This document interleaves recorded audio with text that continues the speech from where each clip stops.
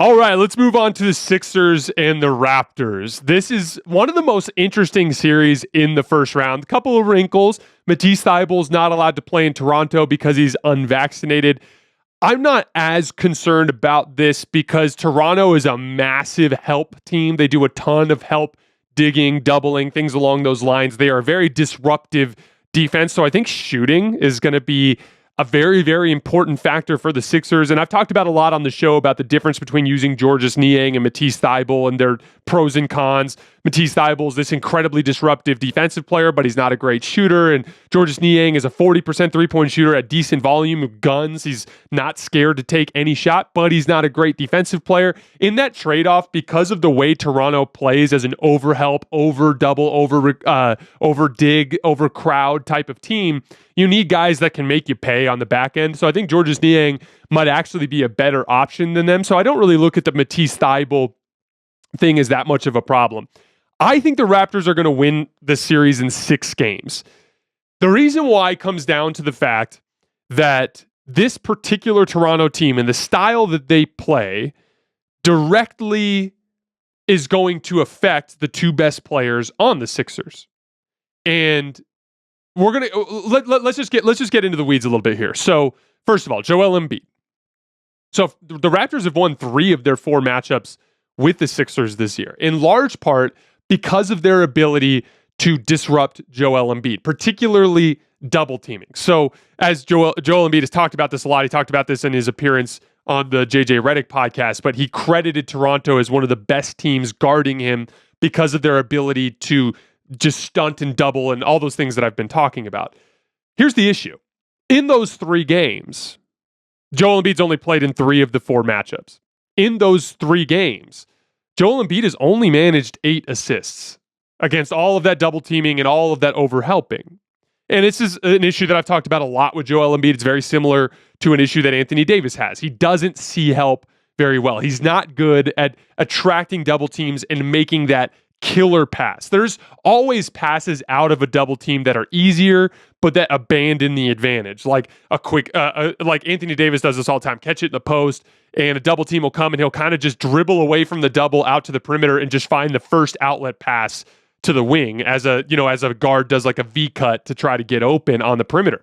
But once that pass is made, the advantage is gone. Now you have a guard with the ball 35 feet from the basket and you accomplished nothing. Joel Embiid does a lot of that as well. The best post passers in the league, the 2, in my opinion, are Nikola Jokic and LeBron James. What they do is as the double comes, they get stronger with the basketball and advance ground and keep their head up the whole time and look for the killer pass, the pass that compromises the defense for you making that double. It's usually to the weak side corner because good double teams will always take away the easy reads and make the longest pass the only available pass, because if they can make you throw a looping skip pass that gives you more time to recover back. But guys like Jokic and LeBron, they're hitting that weak side corner man in the pocket for a 3 every single time against these doubles. And if you just stunt at that and try to take away the corner 3, they'll hit a cutter, or they're very, very adept at taking advantage of those types of coverages. And Joel Embiid is not. For him to only get 8 assists, and by the way, he had 8 turnovers as well. So 8 assists, 8 turnovers in 3 games against that Toronto aggressive help defense. That doesn't spell well for Embiid's ability to solve the chess match that will be this playoff series. Then we go to James Harden. In the 2 matchups against Toronto as a 76er, he's 8 for 24 from the field. He was 3 for 12 in their last matchup. 1 for 8 from 3, 23 assists, but 9 turnovers to go with it. This just comes down to James Harden's overall decline, which is something that I've chronicled in depth on this show. We're not going to get too much into it, but the gist of it is James Harden is not athletic enough anymore to consistently beat people off the dribble. And everything about his game is predicated on rim pressure, because when he's beating people off the dribble, the defender plays further off of him and on his heels, which allows James Harden to get quality looks out of his step back, which then opens everything else up. But when he's not driving to the basket well, defenders are on their toes. They're in an advancing position guarding James Harden, leaning onto that step back. So now the step backs James Harden is taking are contested and usually low percentage. He's just trying to draw fouls at that point, and he's not generating that rim pressure. When he's getting to the basket, that's when he opens up his ability as a playmaker as well. Bottom line, if James Harden can't create quality looks against this Raptors defense the way he used to when he was, 4 or 5 years ago,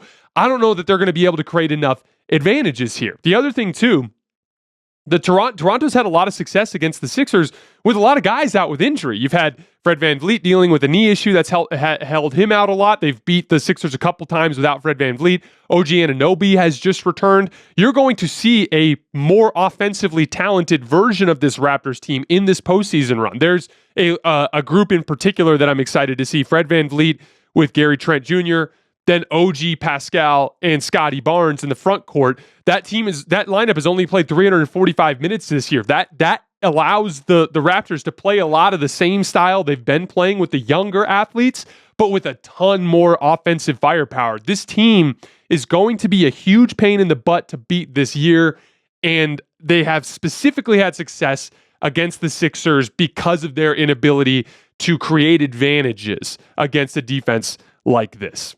And then last but not least, the Sixers have a similar issue that the Bulls are going to have in their first round series with the Bucks. The Raptors give up a ton of three-point shots, just like Milwaukee does, because of their overhelp defense. So it's very important for you to be able to generate a lot of three-point shots in your offense. And the Sixers are 27th in the NBA in three-pointers attempted per game. So similar to Chicago, there's a gaping issue there with their ability to exploit the Raptors' very specific defensive weakness. So I expect the Raptors to win in 6 games in Canada in front of their home crowd. This season, the Bulls lost all 4 matchups with the Bucks. I will be predicting the Bucks to sweep the Bulls. I'm not even sure that they have enough advantages to take one game off of Milwaukee. I want to start by throwing out a couple of stats for you, and we'll get a little bit into the weeds. First of all, the Bulls are 24th in paint points allowed per 100 possessions. Not a big shock. They don't have a great front line. They don't have a ton of size and athleticism, and they've struggled defending on the perimeter this year ever since Alex Caruso and Lonzo Ball went down. 24th in paint points allowed is a big concern when you're going up against Giannis. They are very good at defending the three-point line, which is an interesting dynamic there because the Bucks are one of the best teams in the league at generating good quality three-point shots. The Bulls only give up 14.3 wide open threes per game, which is second best in the NBA. The Bucks generate 20.1 wide open threes per game, which is second best in the NBA. So there's an interesting little clash there. The issue is that, as I've always told you guys, the Bucks have a catastrophic flaw in their defense in that they allow a ton of threes. They're sell out to protect the paint, and they're bad at rotating on the back end to take away three-point shots. But the problem is the Bulls only attempt 28.8 threes per game, which is dead last in the NBA. So the Bulls are not set up to attack the Bucks' very specific weakness. So if you can't match the top-end talent, if you can't handle Giannis and Khris Middleton, which obviously they can't, the star power of the Bucks is better, you better have some advantage out there that you plan on unleashing on them, something that they would struggle with. So for instance, if the Bulls were an excellent three-point shooting team that generated a ton of three-point shots, I would say, hey, yes, you can't stop Giannis, but the Bucks are bad at guarding the three-point line. You're great at generating wide-open threes. That's your opportunity to gain an advantage. But the Bulls don't have that advantage, which makes me feel like this is going to end quickly and it's going to end ugly. To look at the matchups, the way they were guarding each other in their last matchup, they put Alex Caruso on Khris Middleton. Khris Middleton can shoot over the top. I love Alex Caruso, excellent defensive player. I would have him on an all-defense team this year if he had played enough games, but he's constantly had a problem with this type of matchup. Not by anything that's his fault. It's just that shorter defensive players, even if they're very, very good at what they do, very tall offensive players can shoot over the top. You guys all probably remember last year a game in Philly where Tobias Harris made a game winner over the top of Alex Caruso. It's just what happens when a 6'9" or 6'8" guy goes up against a 6'5" or 6'6" guy and has that ability to shoot over the top. They put Giannis, they guarded with Patrick Williams, which is to be expected. Patrick Williams is thin, very athletic, very good defensive player, but he's thin, not as tall as Giannis. He's giving up a lot of ground there. The Bulls made up for that by doing a ton of stunting and crowding and doubling. Like in their last matchup, they held Giannis to just 13 shots. Giannis was content to make the right play, kind of just draw in that attention and let his teammates go to work. I like that matchup in the sense that I think he can hold his own well enough with them crowding. I just think the Bucks are going to have tons of success scoring around him. It looks like Zach LaVine didn't play in their last matchup, but I think that's going to be Drew Holiday there. And then Vucevic is going to be guarding Brook Lopez. The only interesting dynamic there is Brook Lopez is a drop coverage big. When he's in the lineup, they run a very traditional drop coverage. And Nikola Vucevic is a pick and pop guy. A pick and pop is a classic counter to a drop coverage, because in a drop coverage, the big has to fall back to contain the ball handler, and the guard has to chase over the top. So if the big is dropping back and the guard is chasing over the top and the screener pops to the three-point line, he's probably going to be completely unguarded. They did get a lot of wide open looks for Vucevic out of those sorts of actions. So that's something that you'll see a lot in that particular matchup. And then the last matchup you'll see is they're going to put Wesley Matthews on DeMar DeRozan. DeMar DeRozan has been the best player on the Bulls this year. He's having a fantastic season. Wesley Matthews is arguably the perfect type of defender to put on DeMar DeRozan. I've talked about this a lot on my Twitter feed. If you guys ever see the stuff that I do with basketball videos and skill development, like the fadeaway jump shot, which is what DeMar DeRozan uses as his bread and butter, it's impossible to guard up top. That's the whole point of the fadeaway. You're turning and fading, and you're usually initiating contact before. So you don't see a ton of blocked fadeaways. So you're not going to disrupt a guy up top. But what you're supposed to do defensively on a guy who's taking fadeaways is try to disrupt the base as much as you can. Anytime you're bumping bodies in post-up situations, the refs do allow a good amount of contact to go without calling fouls. And if you can disrupt the base of the fadeaway, you can affect the lift. And those fadeaways I always call them, they're like dunks. In order to make a fadeaway, you have to get a ton of lift in order to get that separation so that it feels like an open shot at the top of the shot. So Wesley Matthews is an interesting matchup there because he's one of the best undersized wing defenders in the league because of the way he disrupts the base.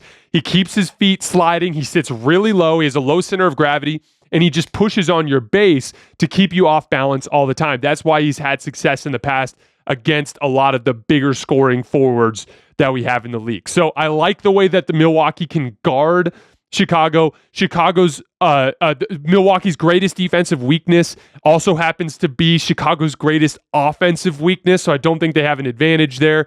And the Bulls don't defend the paint well. And Giannis is just an absolute monster in the paint, especially in the postseason, as we know. I think this is going to be a sweep. I would be shocked if the Bulls even took one game off of them.